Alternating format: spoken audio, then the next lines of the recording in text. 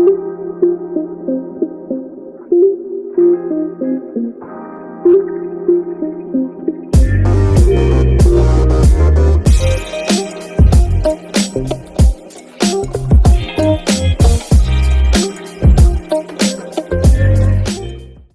هذايا اليوم كي قدمناه للتوانسه البرودوي اللي يعرفوه واللي يحبوه داناو في ثوب جديد، ثوب 17 منطقه موجوده في تونس على 13 ولايه المطله على البحر في البلاد. حبينا جوستومون نقدموا للتوانسه لمحه على الثروه الطبيعيه والثروه الثقافيه الموجوده في المناطق هذيا. خدينا 17 منطقه من شمال تونس الى جنوبها، خدينا مناطق تتميز بإرث طبيعي، بإرث تاريخي، بإرث ثقافي، حاجات جوستومون اللي توانسه فخره بها، والمناطق هذه معناتها تشرف البلاد وعندها تبارك الله معناتها الميزه نتاعها حتى في النطاق ولا الصعيد العالمي. وحابين بارتير من هذا تكون فرصه تخلي معناتها موضوع التحسيس على اهميه الحفاظ على الثروه هذه تكون بادره يشارك فيها الكونسوماتور، يشارك فيها الشخص اللي كونسومي والشركات والمجتمع المدني اللي فعال، لي بارتنير نتاعنا لاسوسياسيون دي زامي دي زوازو والاسوسياسيون نوتر غران بلو في المنستير اللي يخدموا في خدمه جباره. وحابين اليوم معناتها تكون تثمين المبادره هذه اللي ان شاء الله تعود بالنفع على الناس الكل. وعندنا ان شاء الله العام الجاي الفكره هذه ماذا بينا نخدموها في بيريود اخرى، مش الصيف مش البحر، باش نجموا جوستومون نعموها ان شاء الله على ال 24 ولايه ونعملوا حاجه معناتها تنفع البلاد وتخليها تمشي لقدام ان شاء الله.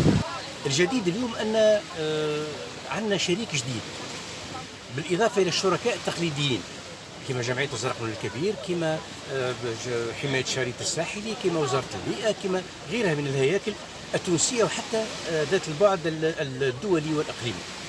الجديد اليوم اننا مع شريك جديد اللي هو مؤسسه من المؤسسات اللي تعتني بتسويق منتوجها، وهذا حق من حقوقها وداخل في راس مالها وداخل في اهتماماتها. لكن هام جدا ان هذا التسويق للمنتوج يكون باسلوب طريف، باسلوب ذكي، ويعطي للطبيعه وللبيئه حقها. اختاروا انهم يعملوا التظاهره هذه في جزيره قوريا تحت شعار محلاه بحر بلادي. احنا نقولوا معاهم محلاه بحر بلادي، ونحبوا نوصلوا ان نقولوا منظفوا بحر بلادي. وقداش بحر بلادي فيه الطبيعه، قداش بحر بلادي فيه التنوع البيولوجي. جزيره قوريا فيها سلحفات ومشهوره بالسلحفات، ولكن ايضا الشيء اللي مش معروف برشا انه فيها مخزون نباتي وحيواني رائع ورائع جدا. أنا أقول التظاهرة متاع اليوم كانت هامة، والفائدة فيها أيضا أن رجال الإعلام كانوا موجودين، واللي هما ركيزة أساسية من ركائز العمل البيئي متاعنا، بلاش بيهم ما نجموش نوصلوا الرسائل متاعنا كما يلزم. أنا أقول هذا مثال يحتذى. وشركة ديليز دانون عندها مواقع أخرى، يظل اختارت 16 ولا 17 موقع بحري تحت نفس الشعار، وعندها برامج.